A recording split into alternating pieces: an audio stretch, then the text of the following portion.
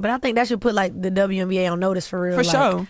Y'all got to start getting right. You know what I'm saying? Because like we in college right now. We getting charter flights, free food, all of this, right? Charter flights. We getting paid. We got NIL now. It's like, give me something to wanna. You know what I'm saying? One of Like, them.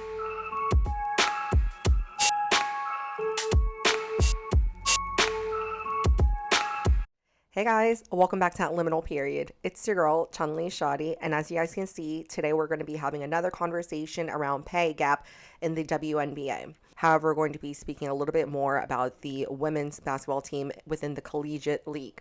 And yeah, you guys can see already, Angel Reese and her teammate does not think that stepping into the WNBA is going to be very financially lucrative for them. Angel Reese has never hesitated before as far as her views on joining the WNBA. However, I want to share another clip from the recent press conference she had. Let's check it out. More of a general women's basketball question. Have either of you, at this point in your careers, had any discussions with either advisors or agents about the financial wisdom of WNBA versus staying in school? And if you have had those conversations, kind of what have you learned from those? For me, I've honestly learned that regardless, I'm going to be able to make money staying or going. Understanding that my brand has been built where I know that more than being in college is something that I can do. Like I have a brand outside of here where the deals are going to follow me if I leave or stay. And I've built that relationship with a lot of these brands. I don't just have brands that are in college. I have brands that are long-term deals that are just past college. And I think that's the difference. Like one of my Reebok deal, and I'm sure Haley's Adidas deal, that's going to go on past college. So, of course, we may not have the same benefits of the same training rooms, the commercial flights and stuff like that. And I think, of course, that's the con of everything. But it's a win or lose situation regardless of the decision that we're going to make. But you have to make a sacrifice in understanding what you want and what it's going to take. Yeah, I think goes along the same line as that. You kind of have to look at what type of player you are. There's some people that have to capitalize in college because they're not a pro-type player. Their likability is going to stay in college. And I think for me, that's not the case. I'm a pro-type player. Like, the deals will follow, like Angel said. And, I mean, the one downfall really also is, like, visibility and the amount of times we play on ESPN and ABC and all these major television channels. That becomes a lot less when you go to the WNBA where it's at right now. So, you know, you're not going to be in the media as much, but from a brand aspect, as long as you do what you need to do and keep up that part of your life, then brands, they're going to follow you when you go to the league. So the thing is, Angel Reese is spot on. She has been able to build a brand and garner attention, different revenue flows outside of being a part of the women's collegiate basketball scene. She currently has opportunities that past WNBA players didn't have, such as NIL deals. And the thing is, she's making so much money off of these brand deals and sponsorships that she isn't in a rush to go into the WNBA. Like Haley said, some women's opportunity is in college basketball. That's where they're going to get their entertainment value. That's where they're still in the spotlight. However, some women fit better in the professional women's basketball league. I'm not really sure how the game differs. However, I understand that within the college league, you've seen a lot more entertainment. You've seen a lot more competitiveness between Caitlyn Clark and Angel Reese. You're getting that entertainment between that banter, the taunting that you just haven't seen within the WNBA in recent years. So the thing is, you're not only getting the entertainment value, but you're capturing in a new demographic. You're getting the attention of the young girls, the college age girls that the WNBA has not been able to capture the attention of. Transition. I'm no rush to go to the league. No. Because the money you can The money make. I'm making is Right. more than some of the people that are in the league that might be top players. How much you make? Huh? How much you make? So Angel Reese is laughing about the fact that he is asking her how much she makes, because it's literally ridiculous how much these college players are making compared to guys in the NBA, compared to women in the WNBA. I believe that the cap salary is around $250,000 within the WNBA. And most WNBA players start off around $75K. I'm going to share an article about March Madness and the top earners within NIL deals. As you guys can see here, RJ Davis rakes in $625,000 as a top 10 player. And if we continue to scroll, we're actually going to see Angel Reese all the way at the top 2 spot with $1.8 million. And this is just an estimate between all of her brand deals and sponsorship. She has brand deals, everything from Goldman Sachs, Beats by Dre, Reebok, Amazon, Tampax. She is the face of multiple different companies with multiple different demographics. I believe she tried to trademark the Bayou Barbie a couple years back and try to catch the wave on that. However, Mattel did stop that from happening. However, I believe that she is going to be exploring the opportunities with perhaps a actual Bayou Barbie doll with Mattel. Like, how crazy and amazing would that be? Not only are you able to financially gain from this and build a brand for yourself, Angel, but at the same time, you're going to be introducing these younger girls to a game that they might not have been interested in before. Now they're able to look up to a role model that might look like them or someone that they want to emulate. But regardless, getting back into the article, you can see that Caitlyn Clark is pulling in a whopping $3.1 million.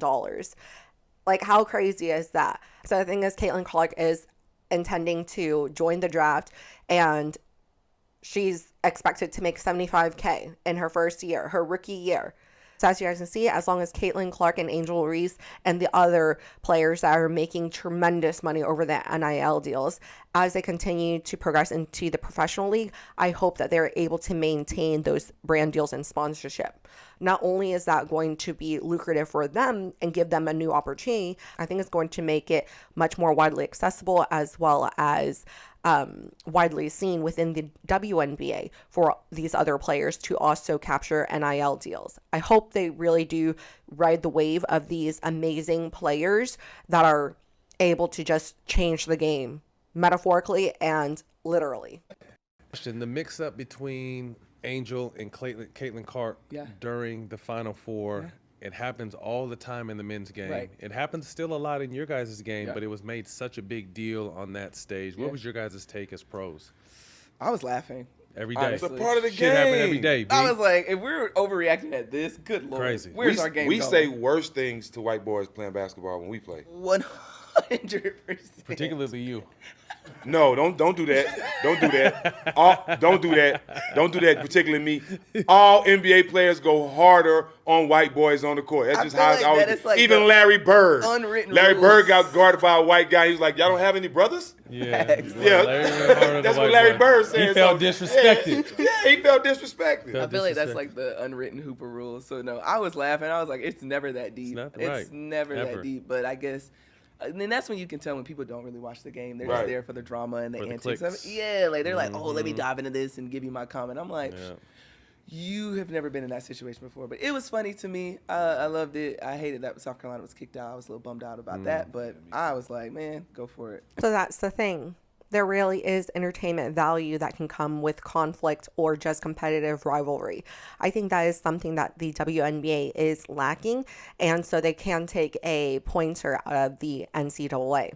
Whenever you're creating this type of drama, this type of competitive nature to it, it really brings out the fans because you're more likely to root for your team. Like, you're building up this tension, you know what I mean? It's like whenever you watch the Packers versus the Bears, it's like because there is this history of it, there is this additional tension, it creates this additional wave of energy, and you're going to see additional channels like ESPN picking up these games because they know eyes are going to be on it.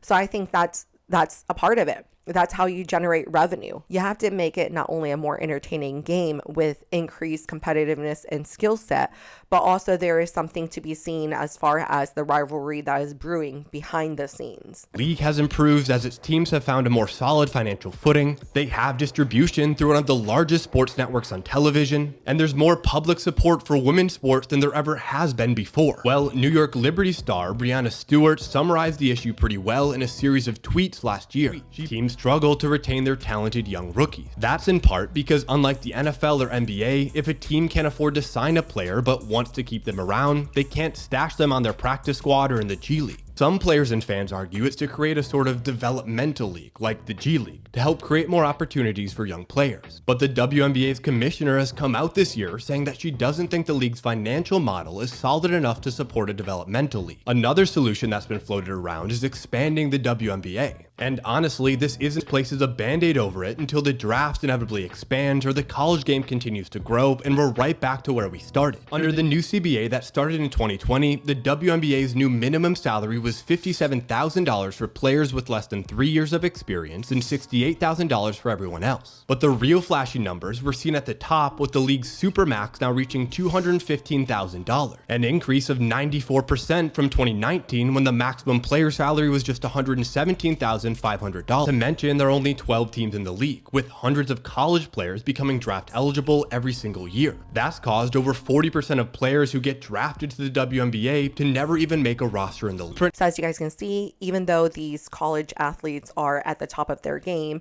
they still risk not joining a roster whenever they enter into the WNBA. So not only are they seeing a cut financially, but they're also going to see a cut as far as playtime. They're going to see a much less presence within the media, which will lead to less brand sponsorships and endorsements. So overall, I think it is very smart for these girls to really challenge the idea of joining the WNBA until the WNBA steps up and is able to offer them something that is competitive when compared to the college league. A lot of the girls right now are continuing to extend their eligibility within the NCAA because of this financial loss. What can we do? Do we just eliminate the pay cap? Because at the same time, if the WNBA is not generating revenue, what does eliminating the pay cap do? I guess it can contribute to the increased salaries for these star players. However, there's simply just not enough teams. So you have a supply and demand issue as far as an influx of star players as girls continue to graduate and join the WNBA. However, there's just not enough slots. Do we continue to pour money into a league that has not proven its value? Or do we just modernize the current game? I don't really know, because at the end of the day, I do not play the game of basketball, nor am I a fan of WNBA. You guys let me know what you think the solution is. If you are a female basketball player, please do chime in and enlighten me. Again, thank you so much for joining, and I'll speak with you guys again next time. Bye. You guys want to play WNBA? I mean, I want to play in the WNBA, but I know I have a career outside of it. I mean, you're making more money than WNBA I am. players, I mean, I'm not in no rush. Trust me. We already said it. We're not in no rush. We chilling right now. I want to win as many championships as I can at LSU and do as much as I can at LSU. So